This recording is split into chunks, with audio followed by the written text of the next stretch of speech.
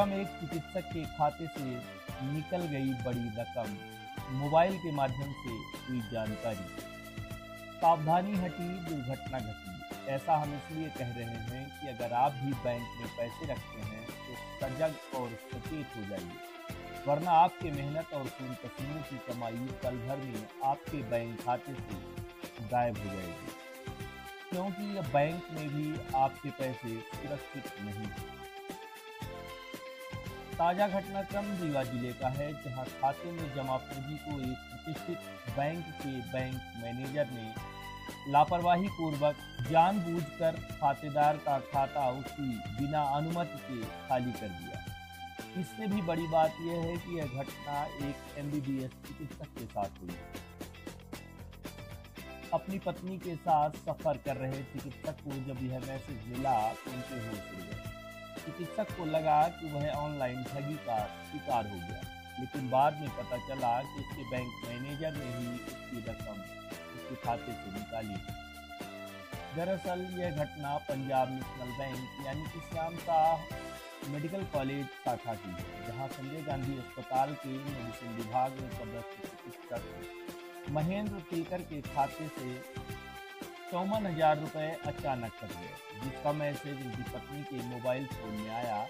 जिस मैसेज को देखकर उनकी पत्नी परेशान हो गई।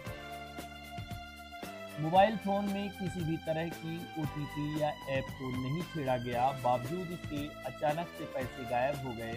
इस बात की जानकारी लेने जब बैंक के टोल फ्री नंबर पर फोन लगाया गया तो पता चला कि यह बैंक का ही मैसेज। चिकित्सक ने बताया कि जब वह बैंक पहुंचे तो उनके साथ सही तरीके से व्यवहार नहीं किया गया और कोई सीधा जवाब देने को तैयार नहीं था। लेकिन काफ़ी देर तक बैंक मैनेजर का इंतजार करने के बाद जब बैंक मैनेजर से बात हुई तो उसने भी संतोषजनक उत्तर नहीं दिया।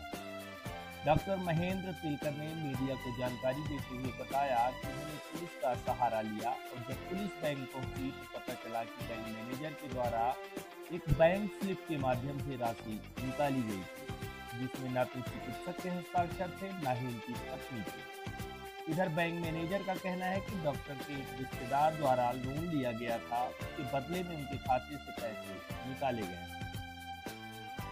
लेकिन बड़ी बात यह है कि उस लोन में न तो चिकित्सक की कोई गारंटी है न ही उनकी पत्नी की। इसके बाद उनके खाते से पैसे निकाल लिए गए। इसे क्या कहा जाए? बैंक के नियमानुसार यदि किसी भी तरह का लेन देन बकाया नहीं है तो कोई भी किसी के खाते से पैसा नहीं निकाल सकता। इस मामले में जब पुलिस ने हस्तक्षेप किया तो बैंक मैनेजर ने अपनी गलती स्वीकारी और पैसा वापस खाते में डाल दिया। चिकित्सक का आरोप है कि इस दौरान उनके साथ बैंक में सही व्यवहार नहीं किया गया। ऐसा लग रहा था कि वह खातेदार नहीं बल्कि स्वयं आरोपी। इस पूरी घटना को लेकर चिकित्सक का क्या कहना है, ये हम आपको इन्हीं से सुनवाते हैं। ये एक्चुअली सर कल हम लोग शादी से लौट रहे थे, हम लोग ट्रैवलिंग कर रहे थे, तभी मेरी वाइफ के मोबाइल पे मैसेज आया कि उनके अकाउंट से 55,300 रुपये कट गए। तो हमने तुरंत, क्योंकि हम दोनों ही ट्रैवल कर रहे थे, पैसा हमने निकाला ही नहीं तो पैसा कट कैसे गया, तो हमें लगा कि शायद हम कोई साइबर क्राइम के शिकार हुए हैं। तो हमने तुरंत साइबर क्राइम का जो टोल फ्री नंबर है उस पर हमने कॉल किया। तो उनने हमसे ट्रांजैक्शन आईडी का डिमांड किया कि कोई भी कंप्लेंट लॉन्च करने के लिए ट्रांजैक्शन आईडी आवश्यक होती है। तो ट्रांजैक्शन आईडी उसके अंदर नहीं था, उसके अंदर जो PNB 1 का ऐप है उसमें लिखा हुआ आ रहा था 2TRF आकांक्षा। अब हम किसी आकांक्षा को नहीं जानते, नहीं मेरी वाइफ ने किसी आकांक्षा को पैसा ट्रांसफ़र किया है। तो हमने टोल फ्री नंबर पर बात की और उनसे ट्रांजैक्शन आईडी लेना था, इसलिए कॉल लगाया। तो टोल फ्री नंबर ने बोला कि यह आपके ब्रांच लेवल पे ट्रांजैक्शन हुआ है, ना कि किसी के द्वारा कुछ हुआ है, ये ब्रांच पे ही पैसा कटा है। तो हमने बोला भाई बताइए, हमें ट्रांजैक्शन आईडी दीजिए, क्योंकि हमें साइबर में इसको सूचित करना है जिससे कि हमारा अकाउंट बच सके, आगे पैसा ना निकले, अकाउंट को फ्रीज कर दे कम से कम। तो उनके द्वारा ये सहमति जताई गई और अकाउंट को उन्होंने फ्रीज कर दिया जिससे और ज़्यादा पैसे ना कटे। और साथ में उनके द्वारा ये भी बताया गया कि यह बैंक लेवल पे कटा है पैसा और इसमें कोई आपके रिश्तेदार हैं क्या जिन्होंने लोन लिया है। मैंने बोला भाई कोई रिश्तेदार अगर लोन भी लेगा तो मेरे अकाउंट से क्यों पैसे कटेंगे, मतलब वाइफ के अकाउंट से क्यों कटेंगे, ना तो हमने लोन लिया ना हम गारंटर हैं। तो उन्होंने बोला ये इसका जवाब आपको बैंक मैनेजर ही देंगे, आप अपना रिप्रेजेंटेशन बना के वहाँ दे दीजिए।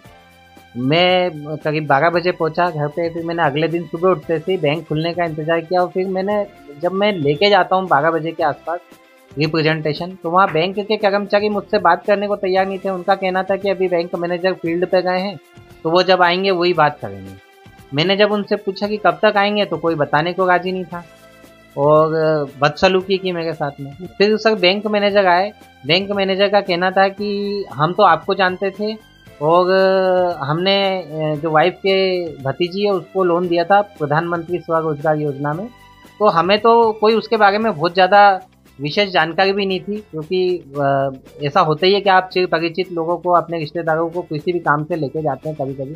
तो हाँ, वाइफ एक दो बार गई थी उनके साथ में, तो बस उसी बेस पे उनने उनको गारंटर मान के वो पैसा काट लिया। तो मैंने बोला कि आप गारंटर अगर हैं तो एक कोई डॉक्यूमेंट या कोई दस्तावेज दिखाइए, क्योंकि या तो इन्होंने लोन तो लिया नहीं है, ना ही ये गारंटर है। अगर है भी आपके पास कोई ऐसा दस्तावेज तो बताएं, तो हम फिर पैसा देने के लिए लायबल होंगे। अदरवाइज आप बिना हमें सूचित किए कैसे पैसा ले सकते हैं।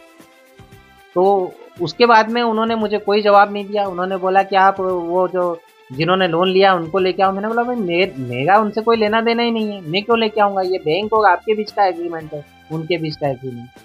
बैंक मैनेजर का कहना था, इसकी मैंने सूचना अमैया थाना में दी। अमैया थाना से बिल्कुल प्रॉम्प्टली एक्शन लिया गया। वहाँ से जो संबंधित अधिकारी उन्होंने बैंक आए खुद प्रॉम्प्टली। मैं धन्यवाद देना चाहूँगा पुलिस विभाग को कि उनके द्वारा मुझे सहयोग प्रदान किया। उन्होंने आके जब पूछा कि आपने पैसा कैसे निकाला, तो उन्होंने बोला कि मैंने वाउचर पे साइन करके निकाला। तो उनके द्वारा पूछा गया क्या वाउचर पे साइन करके आप खुद की साइन करके किसी दूसरे के अकाउंट से निकाल सकते हैं? तो उन्होंने बोला नहीं निकाल सकते। तो फिर उनका ये था कि भाई आपने फिर ये इलीगल काम किया क्या, और इसमें तो आपके खिलाफ FIR हो जाएगी। क्योंकि मैंने रिप्रेजेंटेशन में भी एक कॉपी जो है ये आप देख पा रहे हैं, मैंने ये रिप्रेजेंटेशन में लिखा ही था कि अगर ऐसा कोई दस्तावेज है तो आप मुझे दीजिए, नहीं तो इसमें लिख के दीजिए कि मैं एज ए गारंटर, मतलब वाइफ एज ए गारंटर नहीं है। तो उन्होंने लिख के भी दिया कि ये गारंटर नहीं है या कोई भी इनके ऊपर लोन नहीं है। और मैंने अधीक्षक पुलिस रीवा को भी लिखा है और अमैया थाना प्रभारी को भी लिखा है।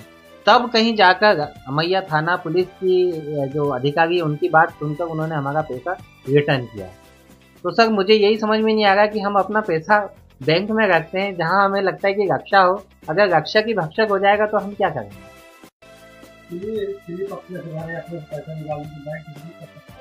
बिल्कुल सर, मुझे तो डर लगने लगा है कि हमारा तो पूरा अकाउंट ही खाली हो जाता। अगर हम ये मान लीजिए कि हम अगर अवेयर ना होते तो हमें तो पता भी ना चलता। हम लोग देखिए रेगुलरली मैसेज चेक करते हैं, हम लोग पढ़े लिखे हैं, तो हम ये प्रॉपर रिप्रेजेंटेशन हमने 2 पेज का बनाया, उसके बाद भी हमें सुना नहीं सर। आज मैं सिर्फ 4 घंटे बैंक में रहा हूँ और वो लोग मुझसे दुर्व्यवहार करते गए। उन्होंने कुछ अल्टीमेटली पैसा उन्होंने जो उनकी गलती थी मानी और हमें पैसा लौटाया। ये sir Punjab national bank medical college branch है, यहीं पे मेरी सैलरी आती है। अब मुझे लगता है मुझे मेरा सैलरी अकाउंट भी चेंज करना पड़ेगा, नहीं तो ये मुझे तंग करते ही रहेंगे। मैं डॉक्टर हूँ यहीं संजय गांधी हॉस्पिटल में। मैं एसोसिएट प्रोफेसर हूँ और मेरी